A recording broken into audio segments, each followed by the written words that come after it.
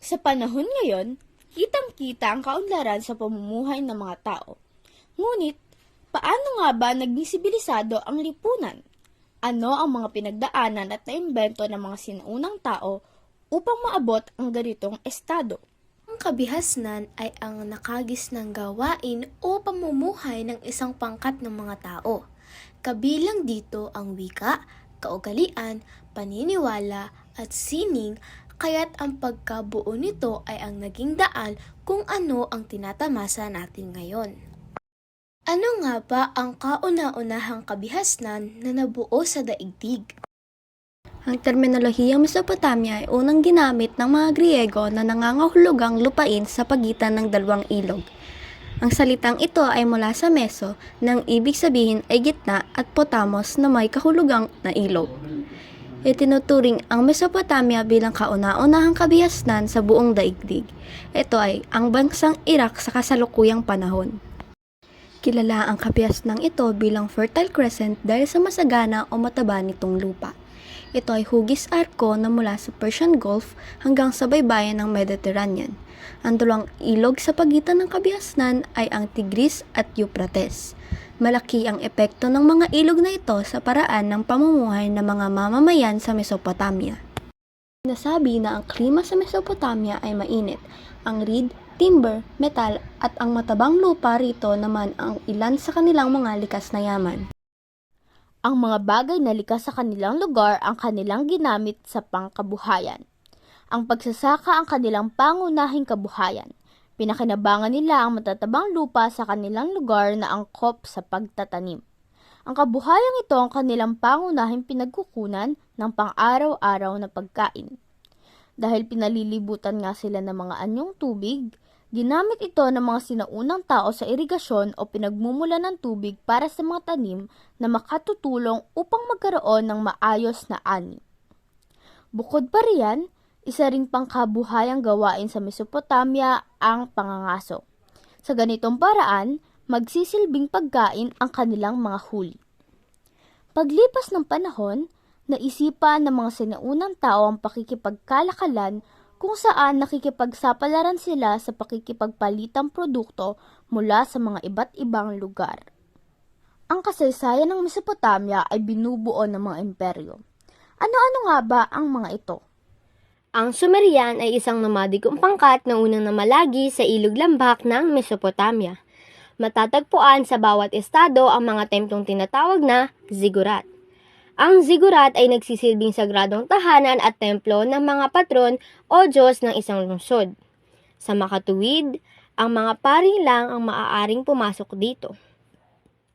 Nakaimbento sila ng sistema ng pagsulat na tinatawag na cuneiform. Clay tablet ang kanilang pinagsusulatan habang stylus naman ang ginagamit bilang panulat. At ang mga taong marunong o nagsusulat ng cuneiform ay tinatawag na scribe.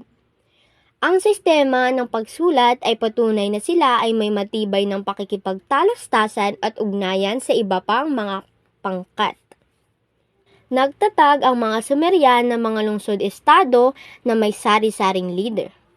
Hindi nagkasundo ang mga ito, kaya't nagkaroon ng mga digmaan at kawalan ng pagkakaisa na nagbunsod sa madaling pagsakop sa kanila ng mga Akkadians. Ang mga Akkadians ang ikalawang imperyo na namuhay sa Mesopotamia.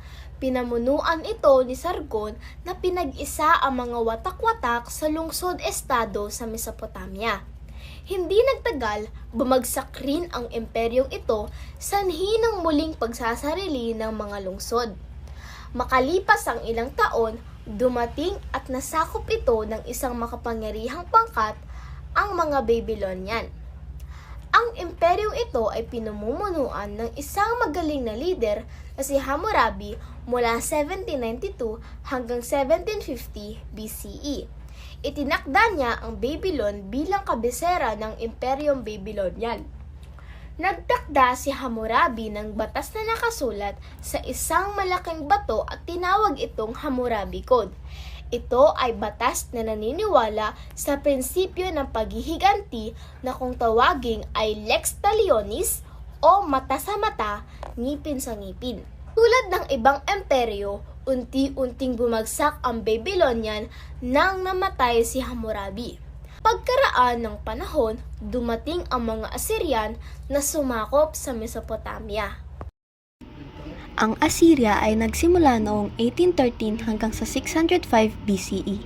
Ang mga Assyrians ay pangkat na naninirahan sa bulubunduking rehiyon sa hilaga ng Babylon.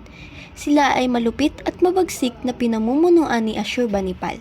Siya ang nagtayo ng kauna-unahang aklatan na may 200,000 na tableta. Bumagsak ang Assyria dahil sa pakikipag-alsa sa Chaldeans na tutol sa kanilang di makatarungang pamumuno. Ang mga Chaldean ay matatagpuan sa bahagi ng Timog Babylonia at sa kanang bahagi ng Euphrates River. Ito ay tinatawag na bagong imperyo ng Babylonia na naitatag ni Nabopolassar. Si Nebuchadnezzar II ay ang pinuno ng imperyo nang matamo nito ang rurok ng kadakilaan. Siya rin ang nagpatayo ng Hanging Gardens of Babylon para sa kanyang asawa. Kinilala ito ng mga Greek bilang 7 Wonders of the World. Nilusob at sinakop ang Chaldea ng mga Persian sa pamumuno ni Cyrus the Great, sanhi ng pagkabagsak nito. Ang Persian ay tinatawag noon bilang pinakamalaking imperyo. Napasailalim ng mga Persians ang Imperyong Medes at Chaldean, na umabot sa pamumuno ni Darius the Great. Dahil sa dami ng nasakop nilang imperyo at lupain sa Mesopotamia, nalaman na malaking bagay ang maayos at magaling na pinuno dahil siya ang may responsibilidad sa kaayusan ng kanyang mga nasasakupan at mamamayan upang maging masagana at matagumpay ang imperyo. Sa dami ng imperyong namalagi dito, kagulat-gulat na natapos o nawasak pa rin ang kabiasnan ng Mesopotamia. Pero paano nga ba ito nangyari? Narito ang maikling pagkakasunod-sunod ng mga imperyong namuno sa Mesopotamia. Sa pagtatapos ng ika-4 na milenyo ay doon nagsimula ang unang pamayanan bilang Sumer o Timog ng Mesopotamia. Bumuo ang mga Sumerian ng mga lungsod at ang pinakamahalaga sa mga lungsod na ito noon ay ang Ur, isang walled city na may laki ng higit sa 2 milya kwadrado at may halos 100,000 mga taong naninirahan. Ang Neo-Babylonian Empire o Second Babylonian Empire ay nagsimula sa kasaysayan ng Mesopotamia na nagsimula noong 620 BC at nagtapos ng 539 BC. Noong huling 3 siglo, bago pa man pamunuan ng Babylonia ang Mesopotamia, ay namuno na rito ang mga Akkadians at saka pinamunuan ng Babylonia na sinundan naman ng mga Assyrian, Chaldean at ang panghuli, ang Persians. Sinakop ng Persians ang Mesopotamia at pinabagsak ang namumuno rito na hari at isinama ang Mesopotamia sa Persian Empire. Pagkaraan ng marami pang taon, sinakop naman ni Alexander the Great ang Persian. Pinamunuan nito ang Mesopotamia at kanya pang ibang imperyo, ngunit dumating ang panahon ng pamumuno ng Griego at Parthia at noong 100 AD, ang kultura ng Mesopotamia ay tuluyan ng nagwakas. Nalaman na natin ang kasaysayan ng Mesopotamia. Ipinakita ng bawat imperyo rito ang kanilang matatalas na isipan at tapang. Marahil bumagsak ito, malaking parte ang kabihasnan ng Mesopotamia sa kung ano ang ating lipunan sa kasalukuyang panahon.